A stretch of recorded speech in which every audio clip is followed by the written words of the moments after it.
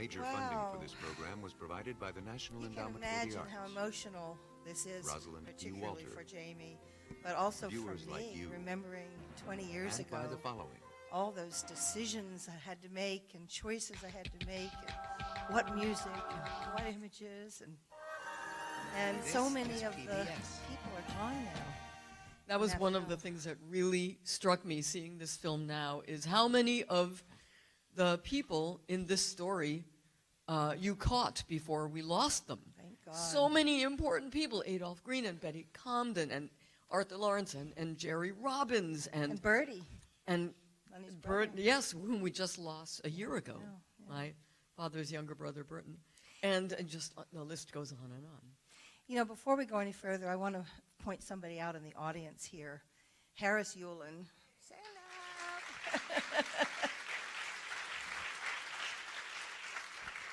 up. Was what I call my voice of Lenny in this film. And the understanding and poetry you brought this narration and this Lenny's voice really, really made this film even better than it would have been.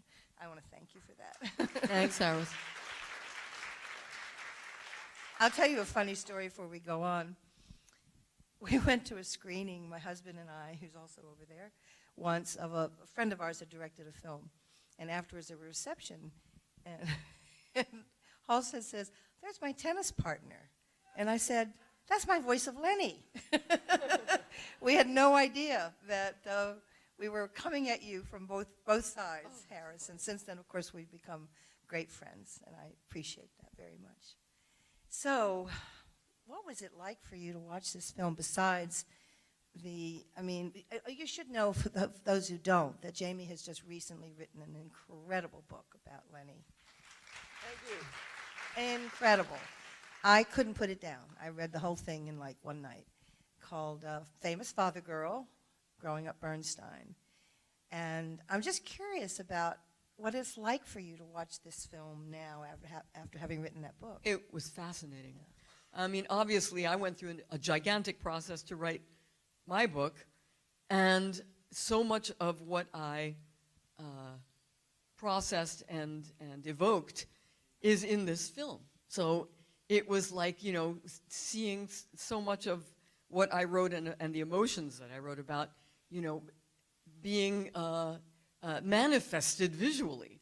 So that was really incredible. Mahler's Fourth Symphony is something that I keep coming back to in my book, and there it is in the film, and so many other little moments like that. So it was powerful. I had to really fight down tears a bunch of times out of sheer vanity, because I knew I would probably have to get up here, and I didn't want to have, you know, streaks down my cheeks. So I teared up all the way through it. But I was constantly welling I up. feel every single one of those moves because I was in the edit room with this for so long, and 20 years later it's come back to me, and I'm like your father. I'm like acting out this movie in my seat, you know. What I really admire about it, Susan, is that you brought so much emotionality to the story.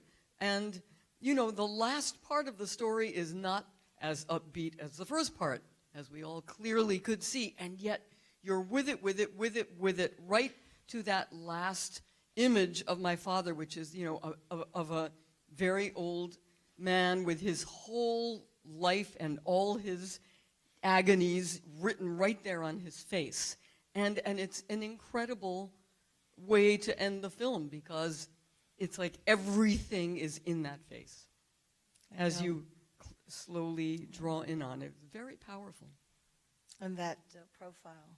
Yeah. I kept thinking looked like profile of Beethoven in a way. You know, it was something It's a little disturbing. It's almost like a magisterial. death mask, you know. Yeah. It has that quality of someone who's already gone to the other plane. But that's what makes it so powerful.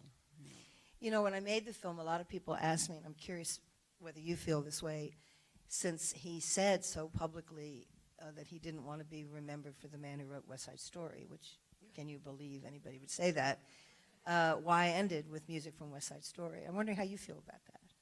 Well, I don't think any of us would quibble with that music. I mean, it's glorious, and the end that you used from Symphonic Dances from West Side Story, which uses the Somewhere theme, and I Have a Love, it just says it all. And the music itself is so full of love that, you know, why wouldn't you use it? So I certainly have no problems about it, even if my father might have. Oh, you know, wherever he is now, I'm sure he's gotten over it. And, you know, he wanted to write the Great American Opera, and he had that bee in his bonnet to the end of his life. But He did write the Great American Opera. well, that's what I was going to say. Retrospectively, I think we can all say that he kind of did write the Great American Opera, and it was West Side Story. And if that sort of overshadowed everything else he did, well, you know, as my sister would say, boo us, hoo us. You know, it's just like, that's not the worst problem you could ever have. You know, the other thing is that there's been such I mean, it began to happen certainly even in his lifetime, but there has been a real reconsideration of Lenny's music, and it is now played in concert halls all over the world. And talk a little bit about that. Yeah, well, this year, as you probably heard, is Leonard Bernstein's 100th birthday celebration.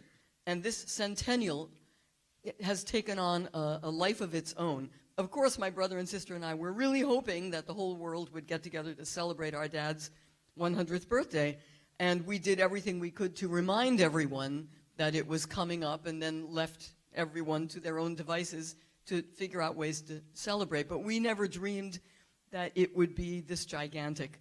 We have this database at the Leonard Bernstein office where we keep track of the various events worldwide, and we have gone way past 3,400 events, and those are just the ones that people let us know about. I'm sure there are more of them. So it's just overwhelming, and my brother and sister and I are very close. But this year, we have had to trifurcate like you wouldn't believe, so that we can attempt to catch as many of these events as possible, sometimes attending and sometimes participating, and it's just been this incredible, you know, upswelling of celebration. And the best thing about it is that our father's music is being heard so very, very much. And it gives everyone a chance to rediscover his music. And, you know, everybody sure knew about West Side Story, but there's so much more of his music that people might not be that familiar with. And, you know, when he was writing music back in the mid-20th century, as you found out in the film, you know, if you wanted to be considered a serious musician, you absolutely positively had to write in the 12-tone system. That is, no tune and no key, no melody. It was very, you know, analytical and cerebral and mathematical and not emotional and not memorable. You couldn't go home humming that 12-tone piece you just heard. And so my father, you know, he had the option of deciding to write 12-tone music. He knew how to do it. He did it quite often. It was just one of the many colors on his palette that he could use, and did. But he just wouldn't give up writing melodies. And aren't we glad now? Because there's this gigantic body of work that is so magnificent, and now when people hear it, now that everybody's given up on that 12-tone straitjacket, you know, today's composers can write in any style they want, or any number of styles mixed together, anything they want. And their role model, Leonard Bernstein, because he was the guy who stuck to his guns and wrote in any style he felt like writing in. So he, over time, has become the composer that today's composers look to. And when you hear Bernstein's music today, it sounds utterly fresh, vibrant, and memorable. So, you know, I think, you know, his music won out in this most satisfying and gratifying way. And this year, everybody gets to hear it, so it's great. Wish he could have known that. I know. I just was asked to write a sort of essay, which I wrote with my sister. It's going to be part of a book called Late Lunches, the concept being that they ask people to write about imagining having lunch with someone of note who was very close to the person around now, and this person of note is no longer around. So I was imagining with Nina, my sister, what we would talk to our dad about. if we could have lunch with him now. And this was one of the things we say to him in this imaginary lunch, is like, you would be so happy to see that all the composers today that you're their role model. You're the template. And how happy we imagine him being to hear that. Wow. I'm curious about how many people here in the audience there had ever heard Chichester Psalms or any of these. Yeah. Chichester Psalms. It's so beautiful. Or Divertimento. It's a good one. Or all these works of his that I actually, many of I discovered actually making this film. You know, and one fell of the in love with his music. Oh, sorry. Go ahead. No. I was just curious because I'm a Leonard Bernstein freak, and I learned, I heard music of his I hadn't heard before making this film. I was going to mention the Symphony No. 3 Kaddish, which is a very difficult and thorny piece and has a lot of 12-tone in it, but then all of a sudden this fabulous melody soars out of the brambles, and you can't believe how great it is. But the Kaddish Symphony was met with a lot of ambivalence when it came out in the early 60s. And my father dedicated it to President Kennedy right after the assassination. And this piece has a lot of angst in it. And this piece has been performed quite a few times this year because of the centennial. And today's audiences, when they heard the Kaddish Symphony, I never in my life heard the symphony get the reception that it's been getting now. Maybe because we're all going through this period of deep despair, and that music, which my father was evoking in the early 60s to evoke the despair of the prospect of nuclear annihilation, and there was this kind of horrible angst that people were feeling back then, and now this horrible angstitis is upon us again, and this music just speaks it for us, and those audiences went crazy for the Kaddish Symphony. I never had seen that symphony get a standing ovation before this past year. And then he followed it with the Age of Anxiety, which we are also all living Yes. in, I think. You know, it's true, and my father's music evoked those feelings so articulately that that really speaks to us more than ever. Well, I think that it's clear in this film, he couldn't really separate himself from his emotion. And he had such extreme emotion that it poured into his music, but it also made him the conductor he was, because he identified completely with every composer that he was conducting. I loved it when he said, he actually felt that he had composed the piece while he was conducting it.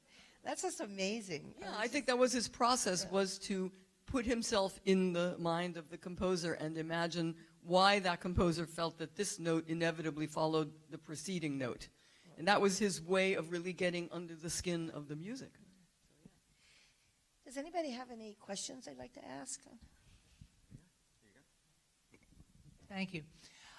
Actually, I have 3 comments. One, you must read Jamie's book. It is fantastic. Delicious. Oh, Intimate. Your commission is in the mail. Thank you. Thank you. Susan, I had chills for 2 hours watching this all over again, and it had nothing to do with the air conditioning. But I did want to ask the audience something, and that is, and you will date yourself by the answer, how many of you watched the Young People's Concerts in 1958? Well, I am watching them all over again, and I can tell you that it is as enthralling to watch them again and as instructional as ever. And I strongly urge you, if you've never heard them, to try to find a way, and if you have, you will They're be hard very to grateful. find at the moment. We're in this weird sort of in-between state where the DVDs are no longer available, and they won't make more because nobody plays DVDs, but they will be streamed really soon, so stay tuned.